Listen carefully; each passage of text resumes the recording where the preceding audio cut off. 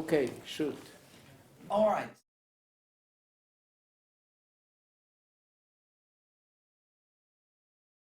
I think so far as I can go back, having written my memoirs up to a point, uh, it was probably theater, including movies, by the way, because I saw them at the same time at the age of whatever, 6, 7, 8, 9. And in a way, including radio, which was the big thing in a normal family then before television. But that was not so much a fascination as a theater where living people are faced with living people, as a rule, okay? And I still vividly remember stuff I saw in elementary school, that's to say I was whatever, 8 or 9. Christmas shows for kids with the devil in a red suit, Krampus, okay, on the stage and such stuff.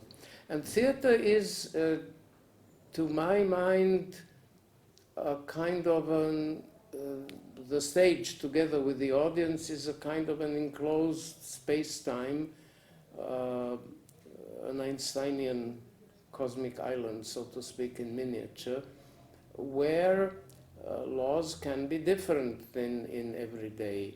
For example, you can have a devil in a red cloth, you know. Or you can have all kinds of wondrous things happening and happy endings which were not true in real life, or whatever. And looking back at it, I wrote once an article about a theater director friend of mine who was handled very roughly by the theater establishment in Zagreb and became actually famous in Italy more. Theater is a kind of utopian, a possibility of utopian joy, I would say,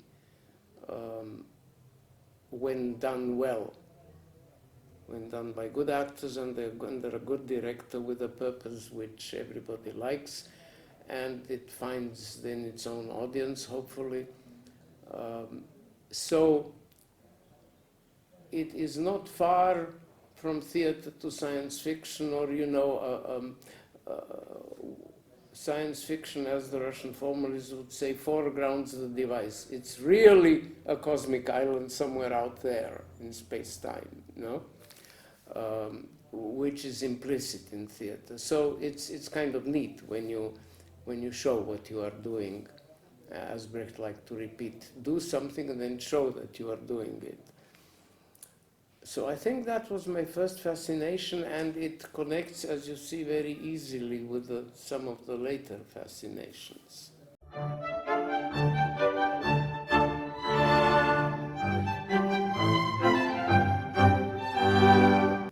So from there, did you move straight to Brecht later in years, or you came to Brecht kind of through some other channels? I came to Brecht through being deeply involved for years and years on end. I forget how many, but certainly 10 or 12 from my, let us say, 23rd, 4th year to the mid-30s. I was deeply involved with student theater. The Zagreb one, which was quite famous, SEC, Student Experimental Theater, and it was a part of a Europe-wide association, which was called the International Union of Student Theaters, and we met 4 times a year. In May in Zagreb, Majski Festival, May Festival, Easter in Parma, in Italy, June in Erlangen, in West Germany. It was Western Europe plus Yugoslavia, who was kicked out by the East, of course. And in October, we used to go to Istanbul, but Turkish Secret Service and police didn't like that much. A lot of young people doing God knows what in God knows how many languages that we cannot control. So they closed it down and it moved to Nancy in France. And Nancy was run by a famous young man called Jacques Lang, who became then the socialist minister of culture. He began in student theater, just like, for example, Patrice Chéreau began in student theater, who then became a famous movie and opera director, and I could give you a few more examples. I mean, Giorgio Strehler began in a Trieste student theater, the great Piccolo Teatro della Scala director, probably the greatest Italian post-war theater director, and he had a lot of competition, so to say that means something. And student theater, the German student theater was playing Brecht. Aha! He was playing the early Brecht, the anarchist Brecht, the Drums in the Night and whatever. I remember the horrible shock the Zagreb petit bourgeois audience had when somebody, the director, who was a friend of mine from München, had somebody piss at the corner during the performance, which is not, I mean, mime pissing, you know, piss on the stage, my God, you know, anti-Stanislavski, you know.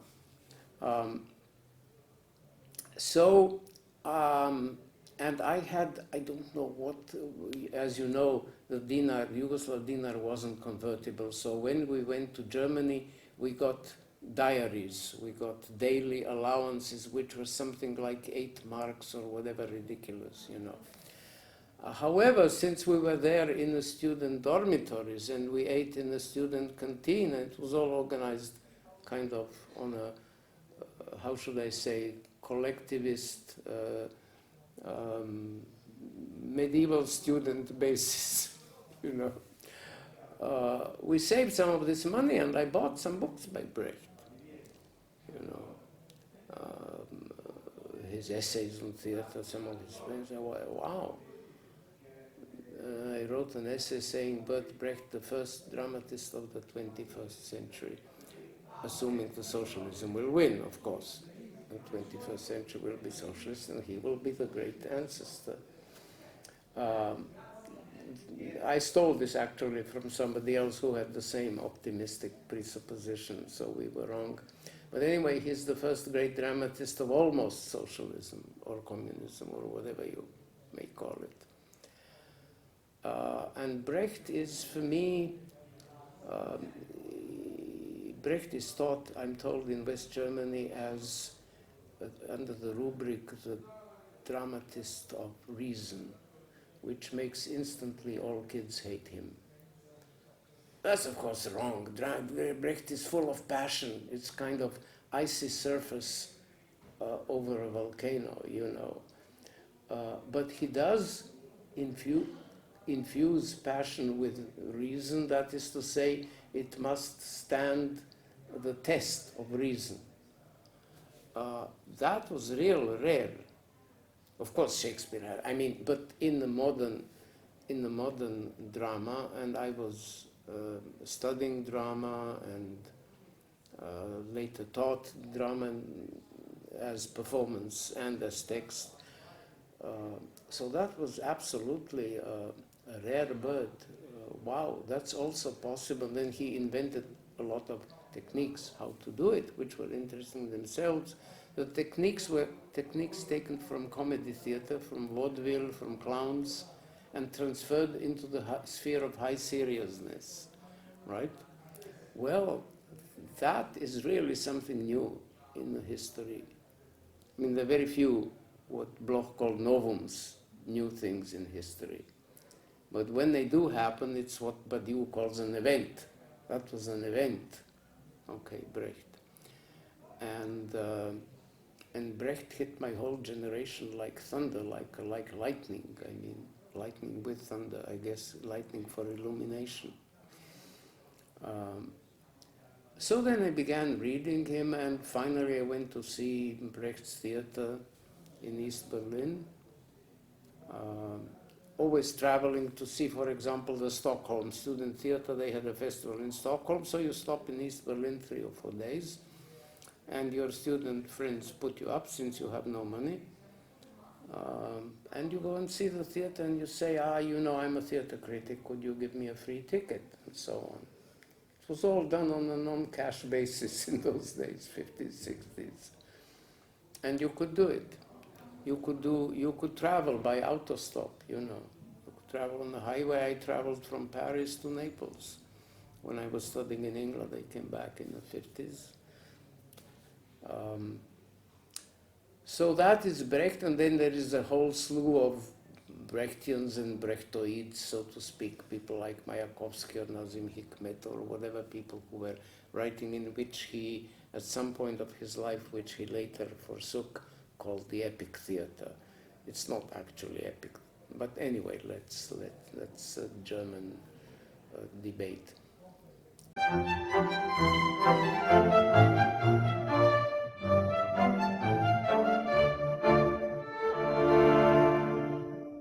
We had a little group of people in Zagreb, writers, intellectuals who my age, which means in the 20s, which means in the early 50s, that passed science fiction books from hand to hand. Of course, you couldn't buy foreign books, not because of censorship, because nobody had the money to pay in pounds or liras or whatever. So there were all these, there was the famous Grof Conklin anthology published in 47, a huge book of 20, 30 stories by all the 40s people, Heinlein, Asimov, Van Vogt, whatever. This went hand to hand and we all read it. And some people started even writing science fiction from this group, And I came to science fiction actually from reading Wells and Verne. That is to say, Verne was in the whole of Europe the most popular writer for kids. You read it when you were 11, 12, 13, right? At least the boys did. I don't know what the girls did. Wells I read after the war, 15, 16, 17. We had a very well-furnished British Council library in Zagreb. So when American science fiction hit us, we were well prepared. We had the background, and we said, wow, this is interesting. This is like, let's say, the general staff of the army trying campaigns in peacetime, what could be done here, what could be done there. And if you fail, there isn't much wrong because it's only on paper. Nobody's going to die. So that I remember somebody calling science fiction the general staff of humanity in a fit of enthusiasm, like, trying out the futures. I think a German. And then the first thing began to be written about science fiction in Germany, in France, and the famous book by Kingsley Amis, New Maps of Hell, his lectures in the USA.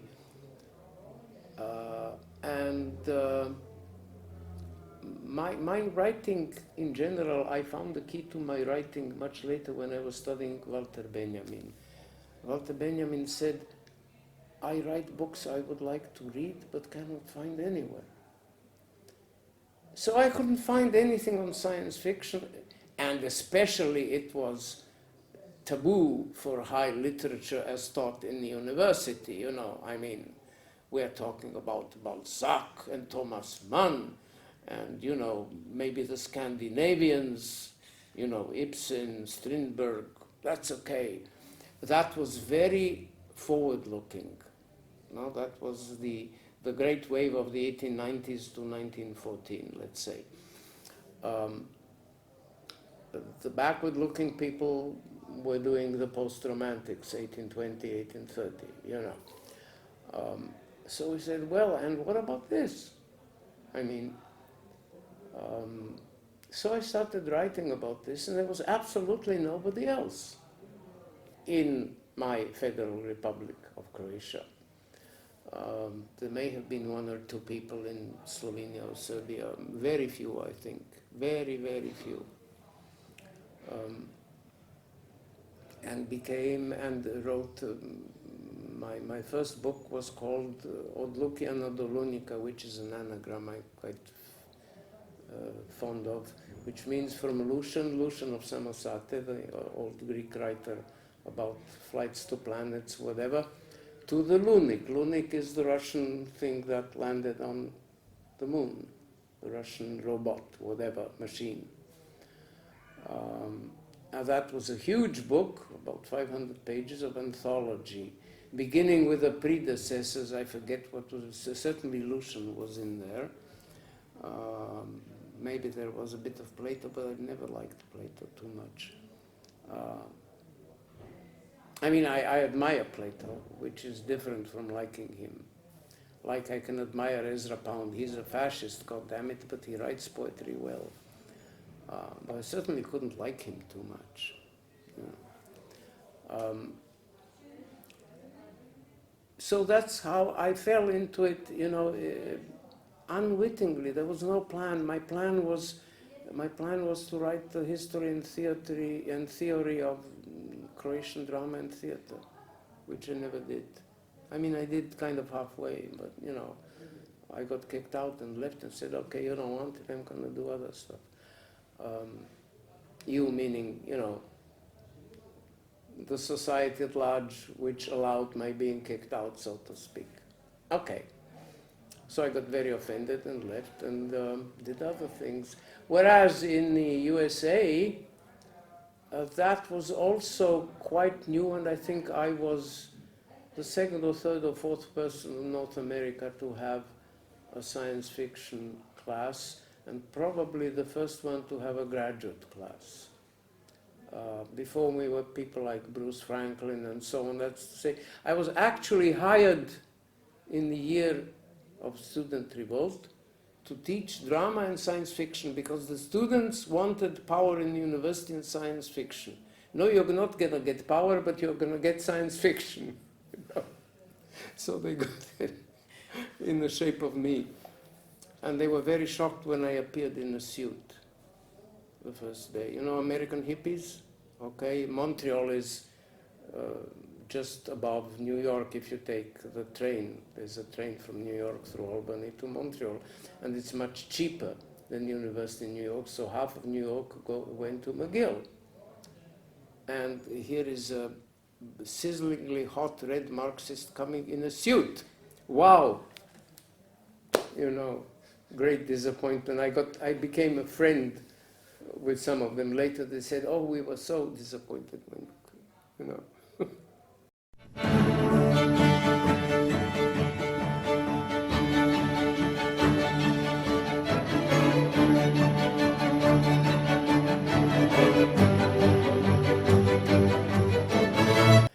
Well, I learned today from Lisa Garforth that we need not only cognitive estrangement, but also passion. It wasn't meant like that. Cognitive for me includes passion. Cognitive means anything that helps us to understand, which is certainly Socratic reason, but which is certainly not only Socratic reason, but the involvement of all your lymphic system or whatever it is, your body, right? Like Lyman Sargent talks about body utopias. He's quite right, of course.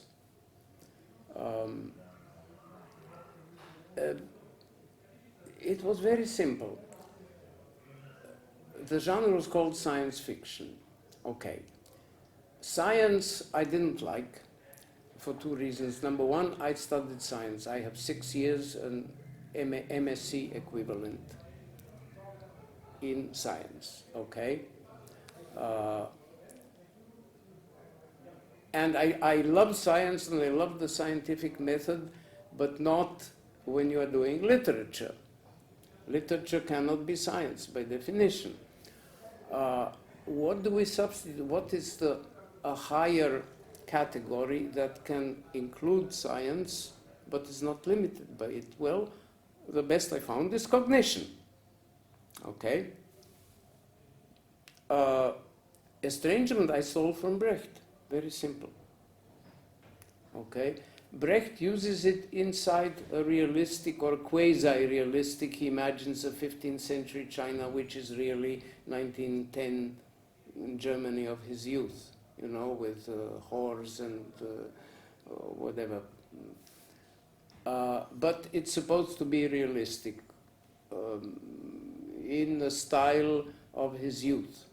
Okay, he was born in 1898, so the style of 1908, 1914, what was seen in the theater, which was more or less realistic, Hauptmann, Ledekind, and so on.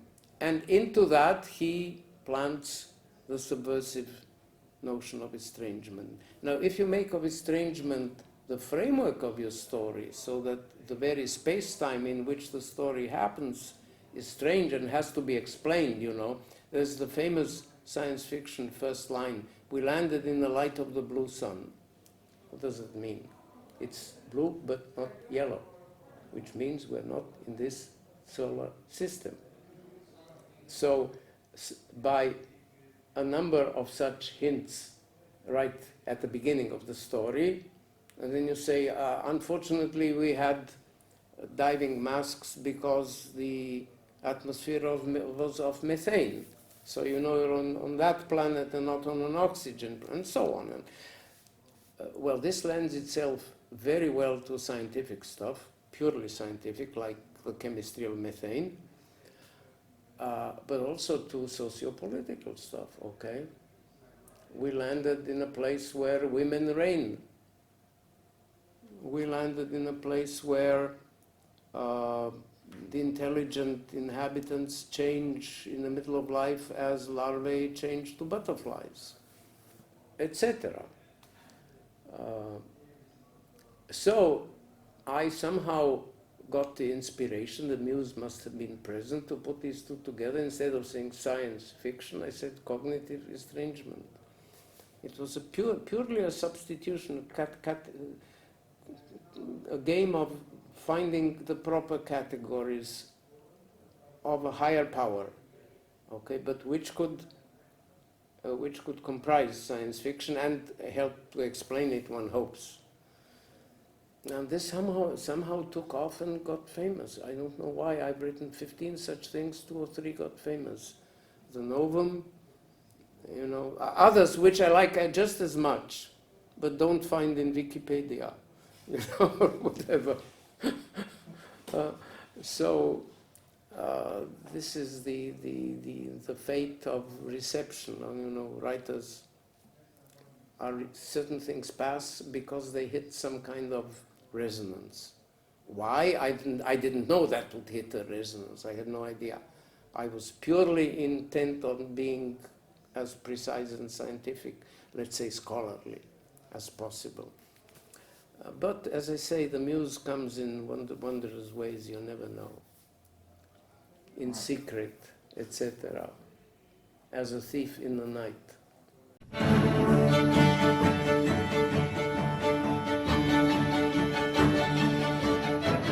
Epistemology is that branch of philosophy which attempts to enlighten us.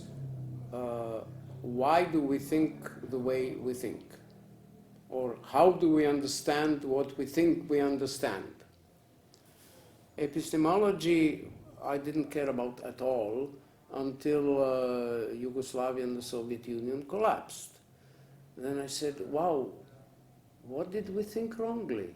Never mind the Soviet Union. I knew everything about the Soviet Union when I was 18. You know that Yugoslavia broke with the Soviet Union in 1948, so I had no illusions about that at all. But I did have illusions about Yugoslavia, partly rightly, because the first 20 years of Yugoslavia were glorious. I think I wrote a book where I explain this, On the Traces of Benjamin, because I couldn't find such a book. So, how come we thought what we thought, which turned out wrong, and what are, if we go back to, as Brecht would like to say, to events behind the events, what is behind that event of having had wrong presuppositions, okay, wrong trusts, wrong passions, whatever. Well, that is a matter for epistemology. It is also a polemic. I have a young friend who did a PhD in Turin on Hegel, with whom I debate this. It is a polemic against ontology. Ontology talks about what really exists, and its great master in the 20th century is, let's say, Heidegger. I much dislike Heidegger. His reading of poetry is awful. His reading of... and on top of all, he was also quite logically a Nazi supporter, because it fit well into his system. Not being too stupid, he saw that politics is not going very well according even to his right-wing system. So he was a real ardent supporter for a year or so. Only, but nonetheless, there is a sentence in Brecht's Life of Galileo, you know, when Galileo is asked, I don't know, by the inquisitors, what do you really think about the heavens, you know? I mean, you look at it with your telescope, you don't find God. Or his pupils ask him, I forget. And he says, we are like worms writhing in a clod of earth. Our eyesight is feeble. I don't really believe we are ready, humanity, until we have purged ourselves from, let us say, the class system, and then had 200 years of peace, and detoxifying the earth, and so on. Then we can begin talking about the universe and about ontology. What is the real reality is the universe, of course, around us, which determines all that happens to the earth, and the earth determines all that happens to us. So, on the one hand, it was politically necessary for me to study epistemology a little bit, and it was also a reaction to this epistemological bent. We are going to talk about what is the real reality, never mind the stupid politics and all of that, never mind the stupid economy, and never mind our stupid rulers, what is the real reality? But how can you say never mind to forces that shape your life? Okay, that seems to me ruled out of court, right out to the beginning. That must be wrong. So, political epistemology is a way of trying to talk intelligently about politics, such as the Russian Revolution, the Yugoslav event, and so on. And, by the way, today, okay, where we are heading as the nice, I think it's an American proverb, to hell in a handbasket, or is it English? Well, it must be American. It sounds American.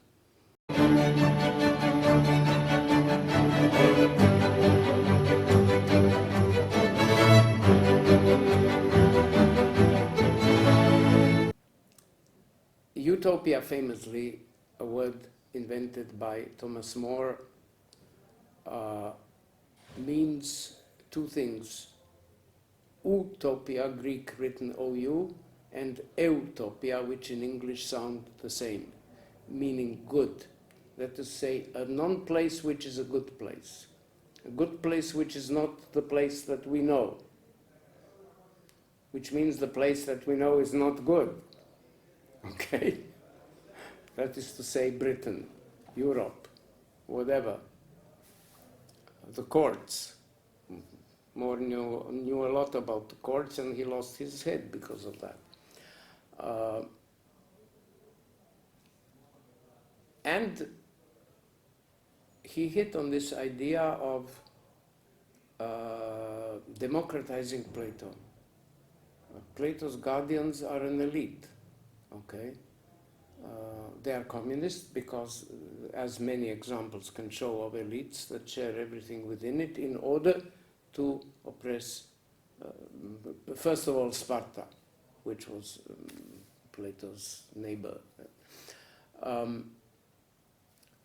in utopia, everybody shares everything. Okay, although being a realist, he said there are some slaves and so on, so on. Okay, because they had wars. So it's a society that replicates England feature by feature, except it's much better. It has 54 towns, just like England has 54 counties. But England is triangular, whereas Utopia is round. It's more perfect if you look at the map of Utopia. So it has an inlet, but etc. It was, in other words, a project of systematic, better life based on communism. Wow. No wonder he's lost his head. And there was a whole slew of followers. At some point, mainly after the Industrial Revolution and the rise of mass wars financed by capitalism, and capitalism rising on the basis of wars and so on, that's to say after Napoleon roughly, and the US Civil War and so on, at some point people said, hey, what about if we had a worse future and not a better future? Well, that can be used in two ways. The way it was used mainly is to say, yes, let's have a worse future as an awful warning. I'm going to show you this. Now don't follow this. Do the opposite, which will not bring, nobody tells you what is the opposite. You should find it for yourself. Although people like, say, Marge Piercy will later begin to tell you, you have to kill the doctor in the madhouse, right? Who imprisons this female protagonist, right? That's to say you have to rebel, right? In a way, the basic value system of utopia and dystopia is absolutely identical. It is a critique of, a radical critique of the existing situation on the basis of either showing you what is better or implying by contraries, which is also a Brechtian way. Brecht shows you an awful situation, and you, in the audience, ought to conclude that the premises of the system underlying the situation ought to be changed. Okay? And he has all kinds of tricks in order to make you think about it, including the famous estrangement. Lately, this is 95 or 99% of all the writings in Utopia. Is either utopia or dystopia, a radically better situation, world, possible world, or radically worse one. Both of them ought to tell you, dear reader, that this one we live in is no good and ought to be radically changed. However, we have now a situation that I call anti-utopia, which was used for all kinds of things, but if one defines it the way that I define it, is a system excogitated on purpose to cut down the roots of every possible utopianism, both utopian and dystopian. That system existed in literature as of, I don't know, the people who hated the French Revolution, Edmund Burke, some English romantics and so on, and was formulated as a literary subgenre in the 1880s, 90s, and then after the Russian Revolution by all kinds of emigres and haters of the Bolsheviks.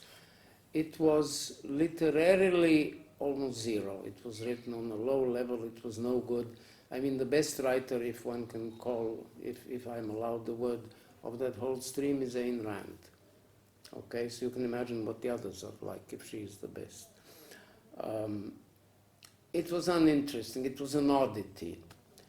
But what hit me is looking at the situation of the last 20 years, let's say. What if this anti-utopia came to power? It became our existential ecosystem, so to speak. I don't mean literally ecosystem, but the system that determines us. The system of thinking, the system of power, the system of financing, the system of education, the system of mass media, which is all, okay, gleichgeschaltet, as Goebbels would say. It's all on the same wavelength, right? Well, then we are in a totally new situation. That is to say, if you are a reader, you have a contract of freedom with the book you're reading. You can read it or not. You can like it or not. You are outside it. If you are inside the system, you don't have any freedom. You can, of course, like it or dislike it, but the system has many, many ways to entice you to like it, although it makes you live so badly that it has also many ways to repress you if those enticements don't work. And that is what I'm speaking about tomorrow, our existential anti-utopia. In other words, I started as a total formalist talking about literary genres. But the powers that be, as Kipling would say, that we live under, do not allow us to say this is literature and culture and this is politics, not wish that it were possible. I don't especially love politics and economics. But if they rule you, if they are what the Greeks call destiny, and you want to change your destiny, then you must say, I cannot, as a professional student of literature, isolate this from what determines it. And that is why I talk about anti-utopia. Our existential anti-utopia, never mind, it gets its force not from literature, it gets its force for the millionfold repetition in every medium of the world. Okay? So it doesn't need to be good literature. I mean, if you are told it on the news every day.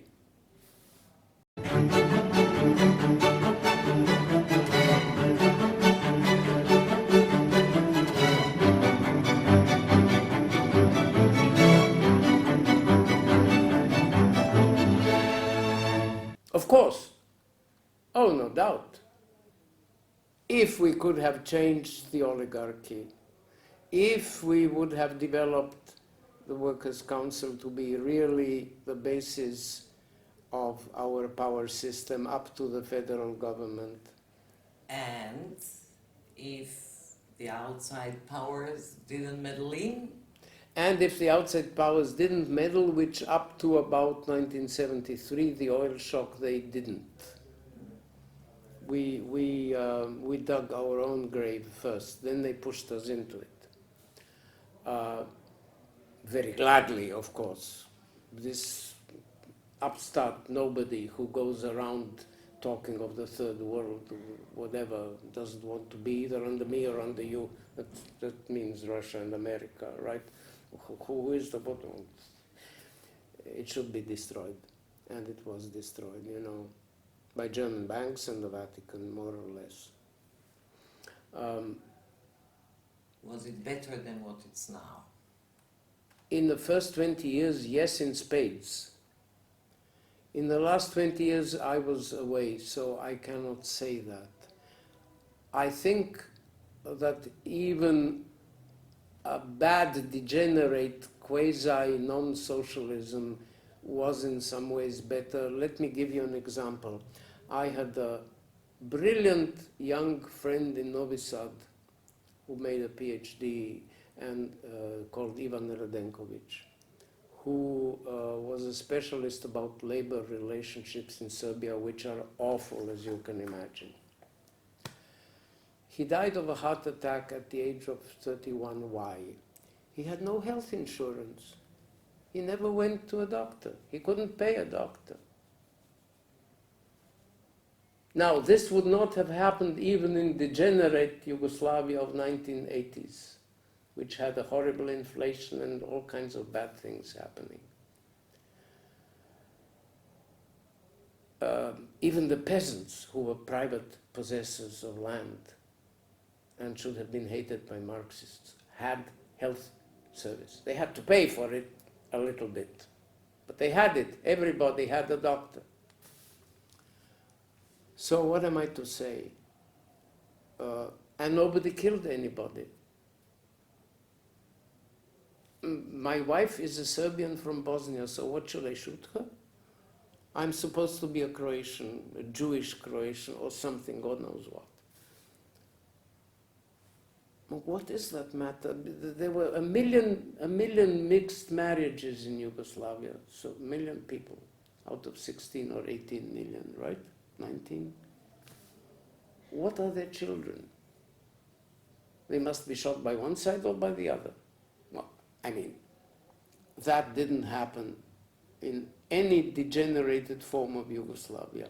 What you could say is that the degeneration of Yugoslavia created the presupposition for the rise of nationalism and thus is indirectly a factor of corruption. Shakespeare put this very well. It was a commonplace of medieval theology. Lilies that fester smell far worse than weeds. Okay? So it was a lily which festered, and it smelled pretty bad. The weeds never smelled well. Okay? And I spent 6 years of my life going around libraries. I didn't go to archives because they weren't open yet in 1908, 9, 10. And anyway, I didn't have money to go and sit in Belgrade and ask somebody, the archive of the Central Committee. Now they're all open. I did use some people who had, like Olga Milosavljevic, you know, who had access and made PhDs. So my book is eminently changeable or amendable since I didn't go to the archives. But at any rate, I was the first to write an overview, I think I was, wasn't I? Of the good and bad sides of socialist Yugoslavia. And it had quite some good sides, and I remember that. The dawn, the bright dawn, is a famous poem by Wordsworth on the French Revolution. Bliss it was at the dawn, in that dawn, to be alive and to be young was very heaven. Okay? Then he liked the Girondist and turned against the revolution. But anyway, and he had that unhappy love affair in France and whatever, which is always emblematic of the politics, you know.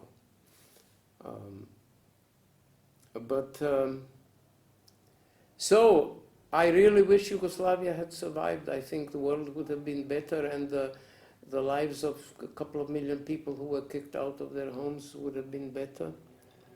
Much suffering, much blood, many lies, a huge amount of falsities, we would have been spared. Even if it had not been socialist, if it just remained a federative Yugoslavia. But of course one is bound with the other, in a way. I'm not sure. It would have had to be some kind of semi-social democrat in order to go on existing. That's to say, you would have had to have some kind of federal planning of some basic proportions of, I don't know, who prints the money and this kind of stuff. Yes, you were right to ask me. All right, thank you. I'm sorry this got to be so long.